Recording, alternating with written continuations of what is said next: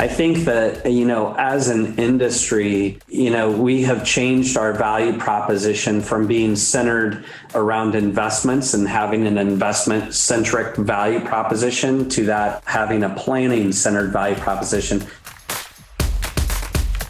Welcome, Model FAs. I am very excited to bring today's guest to you, Eric Clarke. Eric is the founder and CEO of Orion Advisor Solutions. He, as an industry recognized thought leader and advocate for fiduciary advice, Eric has written numerous articles that have appeared in InvestmentNews and the Journal of Financial Planning, and has received numerous industry awards, including ThinkAdvisor's IA25 in 2012, 2019 and 2020, and InvestmentNews Icon and Innovators Award in 2019. He earned a Bachelor's of Science in Accounting from Brigham Young University and a Master's of Business Administration from the University of Utah. Eric is an advocate for financial advice and loves helping entrepreneurial advisors grow their firms. Exceptionally excited to have Eric on the show for a couple of reasons. A, obviously, as you all know, Orion is a fantastic organization and a very big, substantial player in our industry. So it's a nice win for me, quite frankly, to have you on the show. But also some of the topics that we're going to be discussing today that Eric is passionate about, I am also personally passionate about. So I think we'll have a great conversation set up for all of you. And with that, Eric,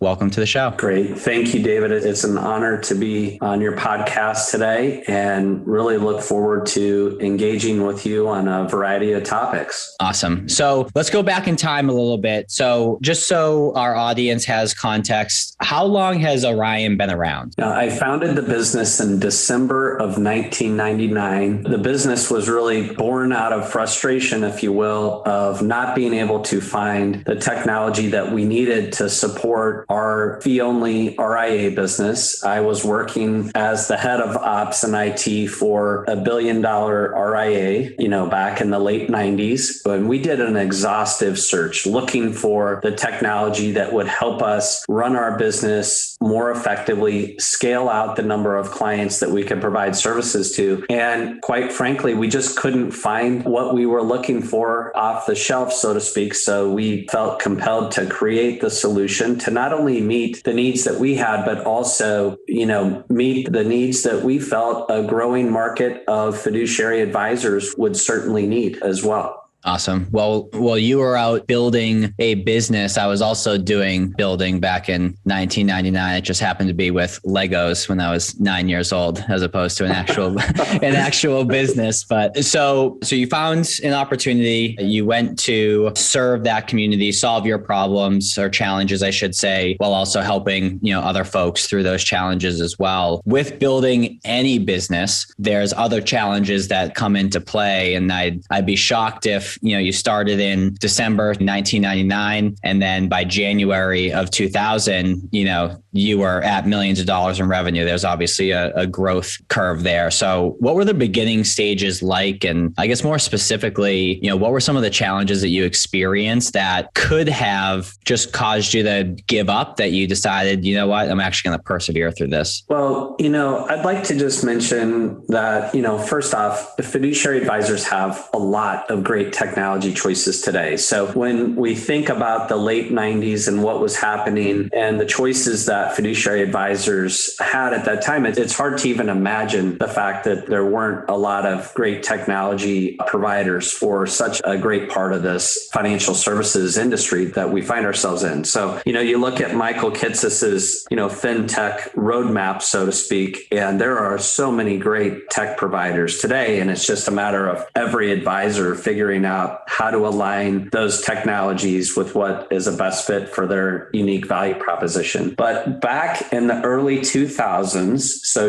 we spent 2 or 3 years building out the core components of our tech platform that are still in existence today. When we went to market, the first Schwab Impact Conference that we went to, advisors were very hesitant about doing business with a company that was providing technology through the internet. internet. Again, something that's very hard to imagine today, but doing business through the internet in our industry, in our space, really didn't take off until 2006 or so. So for those first 6 or 7 years, we were battling this conversation of, hey, I use technology that is installed on my server. The server is in my office closet. Why would I ever change that? If a client wants a report, they call me on the phone. I fax it over to them. Life was very different. The way that advisors were communicating with their clients was very, very different than it is today. And if you think about the way that we consume goods and services, today we would never think of, going the route of buying technology, installing it on a local server, having that server sit on top of a filing cabinet, which, filing cabinets don't exist anymore. But that was a challenge that we faced initially, is just getting people to be willing to open up to doing business in advanced and innovative technology way at that time. Then as the internet opened up as an acceptable way that not only advisors could leverage technology resources, but also serve their clients better, we've been on this evolution of technology in the advisor space, providing, I think, one of two primary objectives for advisors. The first being operational efficiencies, like actually allowing advisors to do their jobs at scale. And second, providing a great client experience. And, that client experience that the investors expect isn't based on the experience that they have working at other financial services companies. It's based on the experiences that they have when they're using their phones to work with companies like Amazon, Uber, Netflix. So the way in which advisors have to interact with their clients today is so different. And that was probably that next evolution of focus and success that our organization experienced as, I look back at the past couple of decades of being in business. Now, at what point in the beginning stages, and perhaps it's in 1999 in that last month of the year, or perhaps it's a different year, at what point did Orion become profitable enough to where, you can look in the mirror and say, this thing's actually going to work? We self-funded the business, so we didn't have access to a lot of capital to help us really, today, startups have access to a lot of capital that allows them to go from, vision to execution in a much shorter time frame than what we were able to. It took us, I would say, 5 to 6 years before we were at a break-even point. We were making some significant investments, but fundamentally believed in the fiduciary advice that our advisors were providing to clients. We did have our first customer in that affiliated RIA business that we broke off from to form Orion. And quite frankly, that business was funding our start, so to speak. And while, they were funding our start, we also were somewhat limited with regard to, our development cycles, timeframes, that sort of thing, because the business was using that, sole client, if you will, to fund the beginnings of what today has evolved into Orion. So in that first 5 to 6 years, you're not being general, of course, but you're not making any money in terms of breaking even or turning a profit. What would you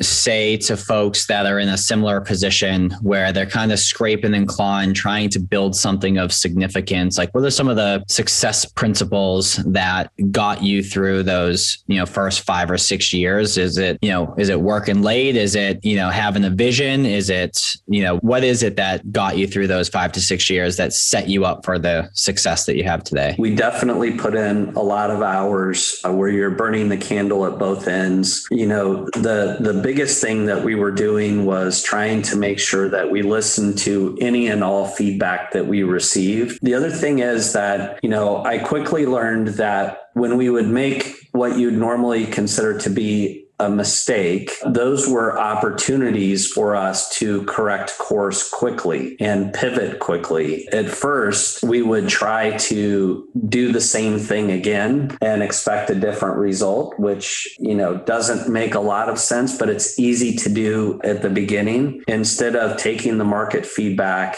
and being willing to truly listen to what we were hearing in the marketplace. Probably the biggest area that I didn't listen to initially was around the pricing of our tech. So I was pricing it from the perspective of what I thought it was worth instead of what the market was willing to pay. And I think that was a key lesson that we had to learn early on in that you need to be willing to offer your services out in a way that the market is willing to pay for those services, and then figure out your business model and how you're going to operate underneath that, or the scale that you need to have to be able to be successful. So, we definitely put in a lot of late nights. I think I could have done a better job of leading the teams to work smarter, so to speak, if we were listening to that feedback more closely that we were receiving. So working hard, putting in the hours, making sure that you're, getting feedback, and then you're listening to, the marketplace as it relates to pricing. I go back to feedback portion. I remember when I was early on in business, my natural reaction was to take offense almost to the feedback, because it's like, this is my baby type of thing. And it's like, no, you don't get it. But ever since shifting that perspective to, hey, this is actually pretty valuable information, I noticed two things. One is people have really good ideas and if implemented, you can have a big impact and make some good money, from those ideas. But also I think from a relationship building standpoint, if there's some sort of conflict or friction, or that feedback rubs you the wrong way, if handled directly and with some grace by both parties, then it ultimately has the opportunity to build that relationship even stronger, than it was before. Going back to a previous point that you made as it relates to, burning candle on both ends. I forget who I picked it up from, but I hear a lot of folks that say, I feel like I'm working too much and I'm not spending enough time at home, and I'd like to have a much more balanced life. And I've bought into the concept of, if you really want to be successful, and you can define success however you want, saying it here as it relates to financial success, how much impact you're having, and are you able to provide for yourself and your family and the folks that you serve. That balance isn't a real thing. It's more of like a blended life, I guess you could say. But what's your take on, how do you make sure that you're running a successful business and you're running a successful household? How do you balance or blend those two? That's a great question. I'm a big believer in having very regimented habits that will lead to the outcomes that you want to see happen in your life. So, every day I will wake up early, and the first thing that I'll do is exercise. Following the exercise, I'll take some time to even 10, 20 minutes to meditate, and then start my day by, getting ready and coming into the office. I'm probably a bit more regimented in that regard than most, but I find that if I can start my day correctly, then everything else will fall into place, as opposed to, getting off on a late start, feeling behind right away when you walk in the door, so to speak, or when you start your workday. So for me, all starts with a successful morning and being able to clear my mind. I prefer to get up and run. So I like to put in, 5-6 miles in the morning. And by doing that, it helps me clear my mind and just really be open to a great day. At the end of the day, it's important for me to have dinner with my family for those days where I'm in town and not traveling. If there's work to be done after that, then absolutely willing to make sure that I'm putting in those extra hours to get some things done. The things have changed over time where, my activities are certainly different than they were when we started up the business years ago. But my involvement in the business is absolutely, interweaved with my lifestyle, what I do each and every day, and what I enjoy doing. I enjoy being connected with the business, understanding what's going on and what we can be doing to help our advisors more effectively serve their clients. Yeah, you bring up a good point with the morning routine. And I would say the point in my life where, and it was the beginning stages, like 20, 21, 22 years old, where I was still trying to figure out, what's going on and, which way is up. It always felt good in the short term or in that specific moment to like hit snooze, stay in bed, and then, I got 15 minutes to get ready, shower, throw on the suit, and then get to work. And I would always feel like I was chasing my tail. And what I realized, which it sounds like, you've been doing for quite some time now, well before I started, is that your day is sort of a momentum play. And if you can wake up and get up when your alarm clock goes off, if you can then go ahead and get in some exercise, whatever that is for you running, if you can meditate, right, and clear your mind, well, that's right off the bat. That's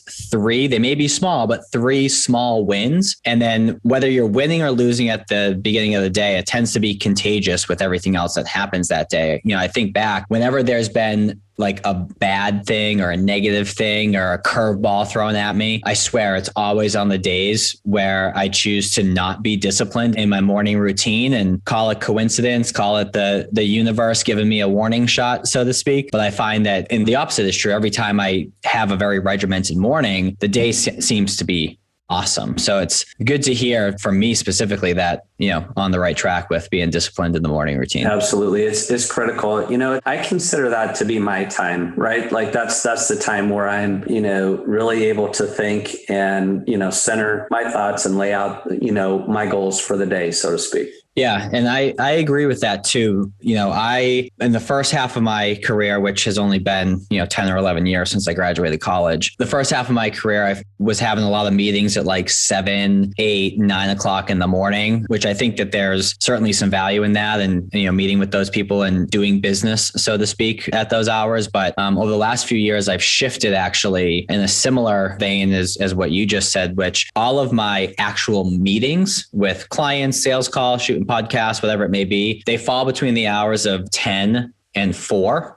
And that is it. And am I working before and after? Of course, there's always plenty of stuff to do. But in terms of client interactions, I limit it between those hours. And then I make sure to get up between 4:30 and 5 every single day. So let's just call it 5 for easy math. That's 5 hours before I have a whole day to myself before interacting with anyone. So it's almost like I'm hopping on a flight later on today, and what are they going to say when we sit down? Well, secure your mask right before helping others. So if you're spending, some self-care or you time in the beginning of the day, you then have the energy to give yourself up, to service to, the folks around you, your teammates, your customers, your prospects, et cetera. So glad to see we're aligned in that regard. Absolutely. So let's go through some industry related topics. So if I got $1 for every time I spoke with an advisor who said, honestly, I think I have the best value proposition of any other advisor out there, I'd probably be at the same clubs that you're a part of at your level, Eric. So with that being said, I know, when we had spoke initially, one of the things that you're really passionate about for, yourself, as well as, the advisors that you serve, is really helping people understand how to refine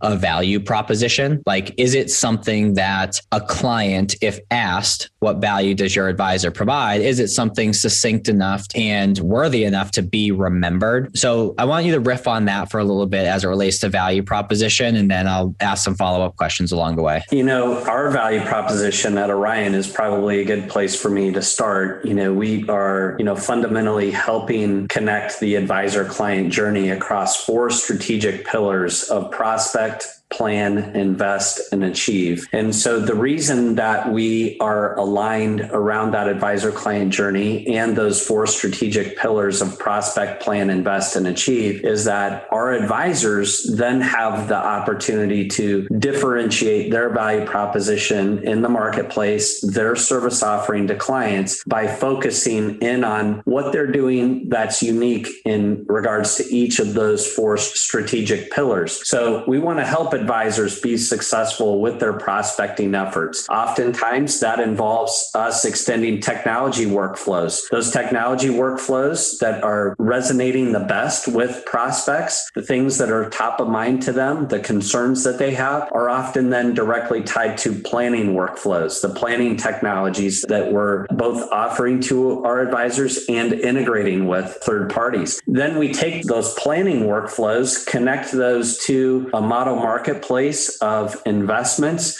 What can we be doing to help our advisors stand out and be unique in a highly commoditized area of investments? Well, you can still add value through, monitoring risk, looking at expenses, providing tax and behavioral alpha. Those things are huge. And then ultimately tying that back to the plan and helping make sure that the advisor has a clear way to tie the achievement of the investor's goals back to those initial objectives and goals that were set together. So, those 4 areas, we feel like advisors can do a lot of things to differentiate their value propositions around those 4 strategic pillars. And our job at Orion is to actually integrate that experience, help our advisors make sure that their technologies and workflows and that the client experience allows them to differentiate their brand in the marketplace. One of my favorite books, is a book called Brand Harmony. And it really, Steve Yastro's the author, but Steve goes through and talks about the importance of making sure that your brand experience is real and that experience will then, help you create advocates for your business. Most of our advisors today are growing through referrals. Referrals are a key source of new business for them. And so making sure that brand experience is top of mind, I think is a great way for advisors to differentiate their value proposition and ultimately drive that back to future growth of their business. I'm going to put some words in your mouth to connect some dots, and obviously let me know if it's not accurate. But one would assume that the majority of advisors, have a pretty decent service model. They do, what's right for the client if they have that fiduciary standard. And that's something that a client can go to one or, tens of thousands of folks and get that same level of service. So if I'm hearing you correctly, based on that assumption, the thing that's going to set advisors apart as it relates to their value to the client is not so much around planning and expertise, because let's just assume that that's of high caliber, but it's more so the experience component to the relationship. Am I tracking, or did I mishear you? It is. And there's so much more to it, right, David? So it's like, for instance, we work with a firm out of the Northeast that only works with recently divorced women. Well, that is a very specific niche that they are narrow casting into. And, that firm thinks about their prospecting efforts. They can connect with those prospects in a very unique way. They know exactly how to reach them. They know a network of alliance partners that they can be working with. When it comes time to planning, they have unique needs. They're experts around those needs. And you follow that through to the investment portfolio and ultimately the reporting that goes back out to that market as well. So it's not just important to look at those strategic pillars, but you've also got to, in relation to your value proposition, figure out the exact market you're going to serve. At Orion, we serve fiduciary advisors, independent fiduciary advisors. That's it. That's our market. We have not built systems around commission processing or supporting brokerage business, selling load mutual funds, those types of things. We support independent fiduciary advisors. And that has been critical to our success, to know and understand our target market alongside helping us to refine our value proposition. And that kind of leads me to the next topic I wanted to discuss, is focusing on a target market. Because I feel like our philosophy anyways is that your target market, quite frankly, determines everything else about the business, right? So it determines your overall branding strategy, your overall marketing strategy. And I'll give a quick example of one of those. It goes into the level of, not the level, but the types of service that you provide, goes into the experience component. And quite frankly, it determines perhaps how you go about asking for introductions to more folks like them. So as an example, as you know, if someone's working in the retiree space, one of the age-old strategies that hopefully will be coming back here now that we're hopefully on the other side of COVID for good is seminar marketing, where, these folks attend a seminar, they like the guy or gal who's doing the presentation, hand them over the money. And it's kind of like it's a math equation, amount of invites to attendees to, so on and so forth. Now you ask a business owner to go to that same lunch and learn or dinner seminar, and they can sniff that out from a mile away as to what, the real intentions are. And if they're burning both ends of the candle, you were at the beginning, they're just not going to have time to do that. So an example of a marketing strategy for business owners is kind of what we're doing right now, which is an interview style podcast, which is a creative and ethical way to trick someone to hang out with you so you can start to build a relationship. So my point is that depending on the types of folks that you're working with, one marketing strategy that works for one group of people may not work for the other group of people. I think referrals work for everyone, but that's once you get them as a client, deliver a great experience, and you've done a good job earning that opportunity to ask for a referral. So with that, one of the things that we had discussed again in the call that we had previous to this is the idea that there's multiple different ways that folks can go about growing their business. So I just shared a couple from my end, but what are some ideas that you have that advisors would find valuable? The first thing that I think that advisors ought to be doing is making sure that they have strategic alignment. So, there's book Traction by Gino Wickman. And, that book for us not only helps us define, our value proposition, the target market, everything that we need to do to strategically, align our business. But it also helped us realize opportunities, through those discussions and brainstorming activities where we could, go above and beyond what we were currently doing.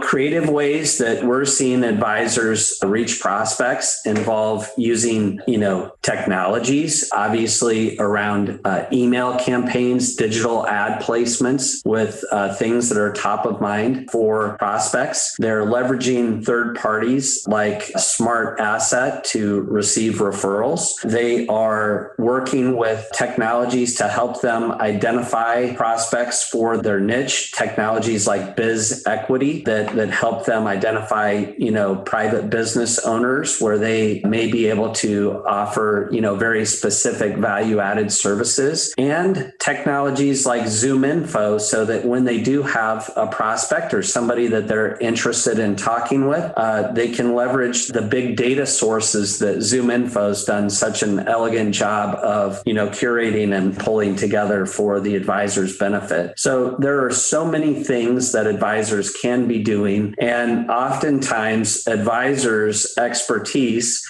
does not specifically align with all of these things that we're talking about here. So they will want to align with partners that can help them execute on, how to best market, position, and grow their business. Anytime you're running a business, I always look at things from the perspective of marketing generates leads. Obviously, marketing is the protector of brands, but they generate leads. Your sales efforts generate clients, and your service offering, so in our case, our operations, IT, corporate service teams, they create advocates. So you go from creating leads to clients to advocates, and that's how your business works together and functions well as a team. But you've got to be willing to step back and say, what are we doing in each of those areas? What are we doing to effectively create leads? How are we then taking those leads to create clients? And how are we taking those clients then to build advocates to then come full circle to generate more leads to help us to continue to grow? So there's a lot there. There's a couple things I want to hit on what you said. So I'm a big believer in the traction model that you started off with. For those of you who have not read the book, I would highly suggest that you do. And if you're hesitant to invest the time in consuming the entire book,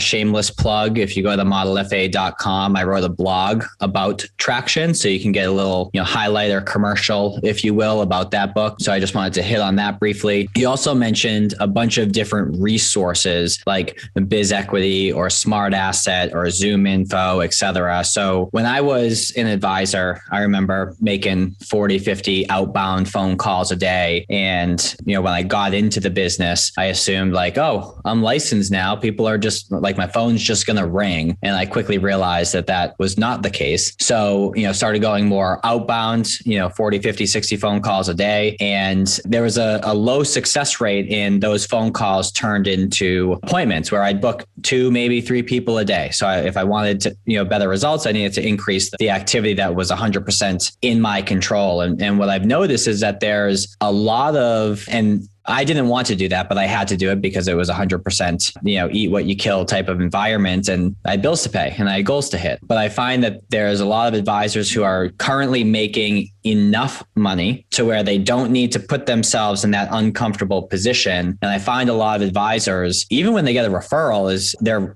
reluctant to actually just pick up the phone and give them a buzz. And the more and more I thought about it, I came to the realization that whenever you're calling someone like that, you're always leading with some sort of ask and they don't even know you yet. And you're asking for, their time or their money or whatever. So we put together a process that I think you'd enjoy. So obviously there's this process here with the podcast, if you're working with business owners, but we have another process that we call give to get offers. And a give to get offer is something that is super valuable to that prospect and very easy for you to execute on. And what you do is you're giving something of value in exchange to get their time and to get more of their information so that as you're providing that give to get offer, so an example could be a social security analysis or an informal business valuation or a benefits x-ray, right? So you lead with that on the front end. Hey, I noticed that you work over at XYZ company. I know this is totally out of the blue, but I know that there was just a change in your stock options. I have a number of clients over there. And if you're open to it, would love the opportunity to help share with you what those changes are and how it impacts every other aspect of your financial plan. Would you be open to discussing that,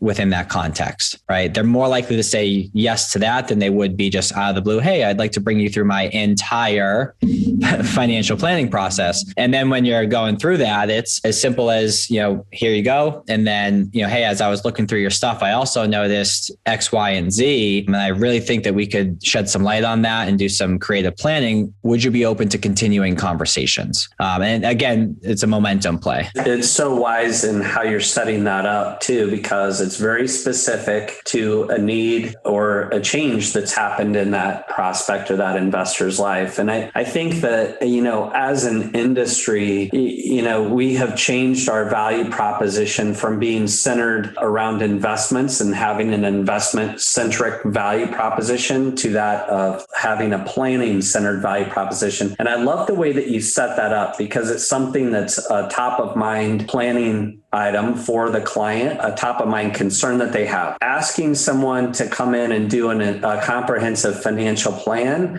would be about on the lines of asking someone to have a root canal. It's just not a great experience historically for clients to go through a comprehensive planning process. And, afterwards, they've gone through an exhaustive process of getting everything pulled together. They get a very thick plan they print it out, put on the shelf for 5 years. It collects dust. It isn't reviewed. The industry, while we change to having a planning centered value proposition, I think it's incredibly important that we stay focused on creating plans for concerns that the client has and over time building out that comprehensive plan, but engaging the client in ways that you're actually helping to solve problems that they have. You're providing value add to the relationship as opposed to accomplishing an item on a checklist of, hey, we've got the comprehensive plan done. Agreed. And the entire comprehensive plan is like an elephant. And we know the best way to eat an elephant, right? It's one bite at a time. One bite at a time. Yep.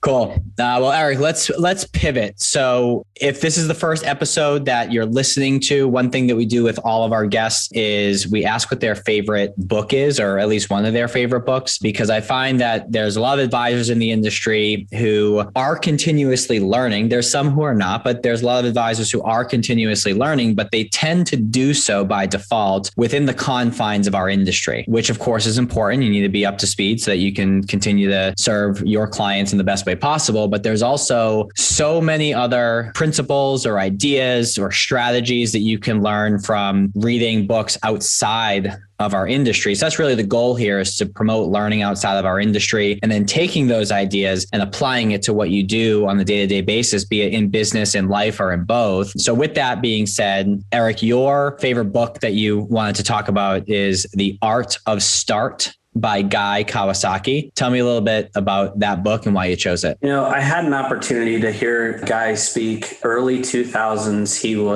worked for Steve Jobs at Apple, was asked to lead a team that, would ultimately put the Apple II computer out of business. He and his team were funded by Steve to, be located, I think, like 10 miles away from their headquarters there at Apple. And they came up with the Macintosh. And, Guy has an incredible entrepreneurial spirit about him. His innovative insights are infectious. And as you read The Art of Start, it gets you, if nothing else, re-energized and motivated, excited to jump back in and really, re-examine your business as an entrepreneur, as a startup again. And I think that is just incredibly exciting. I've read and reread that book many times. It does have a very tech perspective built into it, but it's directly applicable to being a financial advisor and,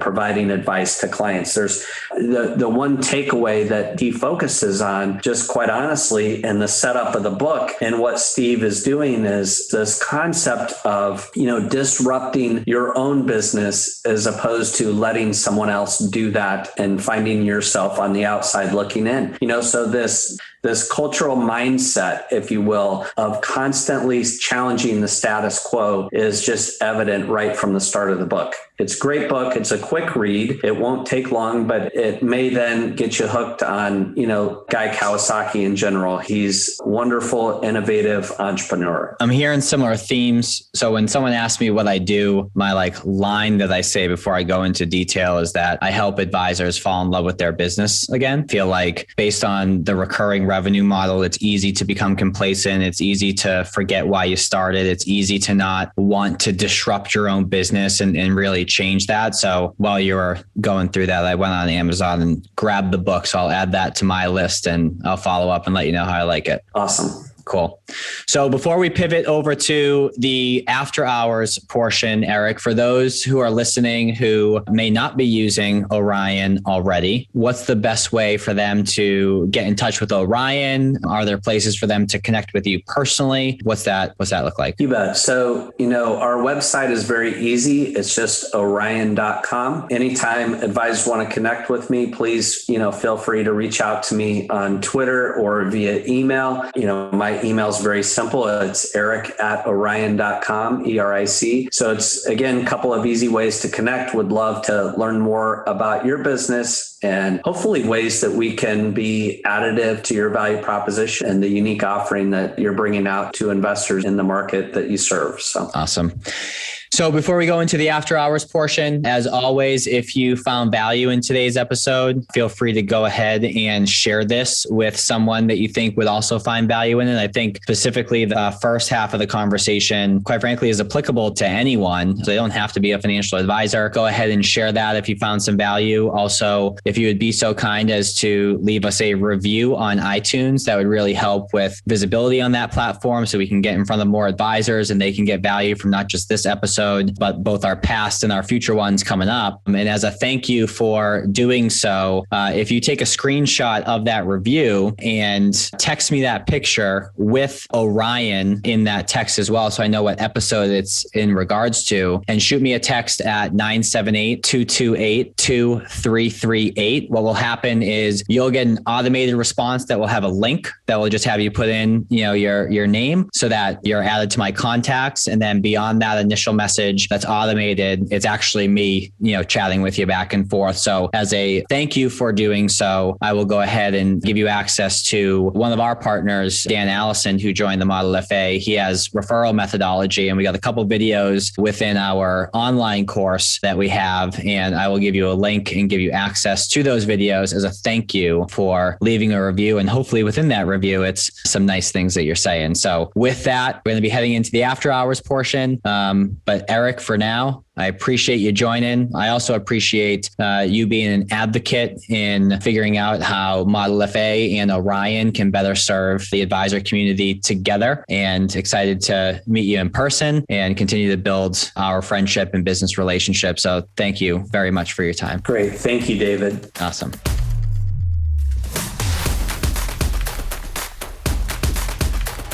Cool. That was really good, man. Okay, good. Yeah, I enjoyed a multitude of different things. I mean, not selfishly for me, but reassuring to me that some of the mundane activities that are done on a daily basis, like, waking up on time and going to the gym and meditating and all that stuff that's been in my calendar as recurring events for some time now, are foundational pieces, to the rest of your life success, both, personally and professionally. So typically with these after hours sections, we're a little bit more loose and funny and, asking silly questions and things like that. And maybe we get there, but I would love to get your perspective on a couple things. So number one is whether you're a brand new advisor or you're someone who's been in the business for some time. I alluded to this before, which is helping advisors fall in love with their business again. And I find that people's businesses, and I'm going to share my idea after you share yours so that we can compare notes. But sometimes it's because of business, sometimes it's because of personal life. So my question to you is, because we've all been in that situation at some point in time where we just feel off to some degree. What have you done in the past to relight your own internal fire during those times of doubt? Yeah, I think that it's really important to understand, your why. Why do you do what you do? What are you trying to accomplish? For me, I love the idea of fiduciary advisors who put their interests first, helping people figure out how they're going to retire, the financial challenges that they have. So, for me, at times when you feel overwhelmed, stressed out, burned out, even, I think it's also a great opportunity to then set some personal goals, something that you'd like to accomplish that have nothing to do with business. So for me, I think I've run 14 marathons now. So I will, and running a marathon, what it does is running a marathon is like a 6 to 8 month process that you go through to train, to get ready, to get, prepared for that. Has absolutely nothing to do with work, but it helps me to, obviously clear my mind, but it gives me something else to focus on.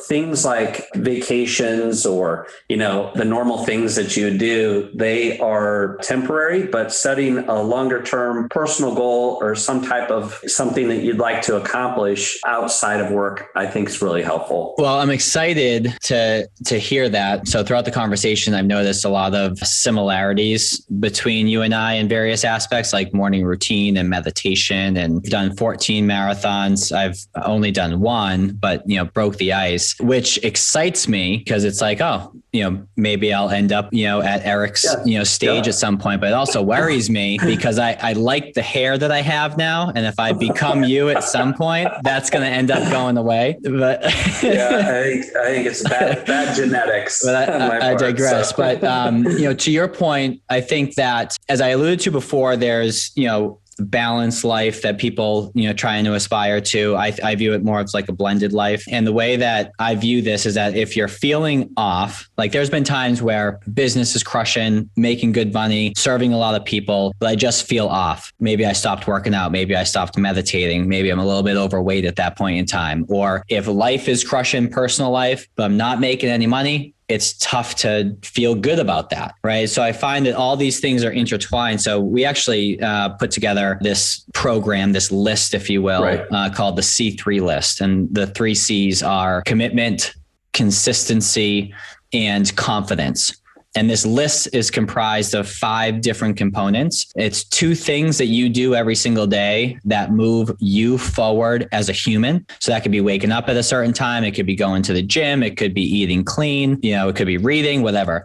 2 things that move your business forward every single day. A certain amount of outreaches, perhaps content, asking for referrals, things like that, learning something new within your business. And then the last item is something that moves someone else forward. So maybe it's, a date night with a spouse, or spending extra time with kids, or a random act of kindness, holding the door open for someone. They don't need to be these monumental things, but if you pick this up as I was going through that list, the main thing about the list is that the things that are on it are 100% in your control, and they are not results focused. They are action focused. Yeah. And when you commit to that, doing those things every day, and you're consistent with that, you can have the confidence moving forward to work through uncomfortable situations, and have the confidence moving forward that you have that well-rounded, blended life, because you're checking boxes throughout the day in all aspects of life, including, being of service to others. So that's kind of how I address relighting a fire, so to speak. Totally agree. And your insights on that 3rd bullet point are especially helpful. As we focus on reaching out and serving others, it only makes us feel better about, it's just the magic of the world, so to speak. As you're helping others, you will naturally then feel better by helping them. So lastly, and I'm kind of putting you on the spot here, so I'll give you a moment to think of one if it's not readily available. But, in building Orion, with you and of course your talented team, since 1999, there's a number of years in there between then and now, which then creates a number of opportunities to have fallen flat in your face, or having some sort of embarrassing moment, or something where you walk out and you're like, oh my God, I can't believe that just happened. What's one of those stories that comes to mind that you think our listeners would get a chuckle out of? Well, I think that, we've had a lot of those throughout the years. Obviously, as the business was smaller and we were starting up, it's just a very different situation than, say, running our business today. We've certainly had a lot of opportunities to correct course. Early on, we were involved in sending out tax reports, the realized gain loss report. And we spent very late nights getting those prepared, getting those ready, sending them out. But we had issues with those reports. We had to resend them out. It was very, when we sent the corrected realized gain loss reports out, it was an embarrassing thing for the firm. But along the way, we really found that we bonded together as a team early on. And just talking about this, right? You don't, the brokers today are providing the cost-based information. That used to not be the case. So, the importance of what we were sending out was significant. And we realized that, it was going to be a bad situation. People were, in some cases, were going to have to, file an amended tax return. So it was of extreme importance. And while it was a difficult, challenging time in my career, so to speak, I can say that internally our team really bonded, and many of those same team members that we were going through that experience with are still,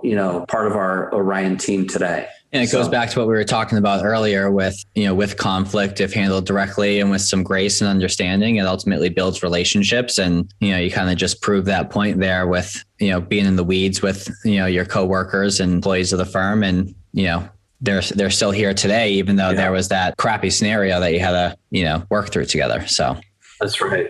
Yep. Awesome. Well, for those of you who stuck around in the office hours, hopefully you got another nugget or two in there. Eric, once again, grateful for your time, and we will hopefully be chatting soon and hope to meet in person at some point soon as well. Great. Well, thank you, David. And thank you for all the terrific work that you and your team are doing to help advisors at Model FA. And like you mentioned, we're looking forward to doing more and more together to help these advisors that we mutually serve achieve higher levels of success. So thank you so much for having me on your podcast today. It's been a great experience and I've learned a lot. I've got a page full of notes based on some of the great nuggets that you've shared. So thank you. I appreciate that. Take care, everyone, and thanks for tuning in.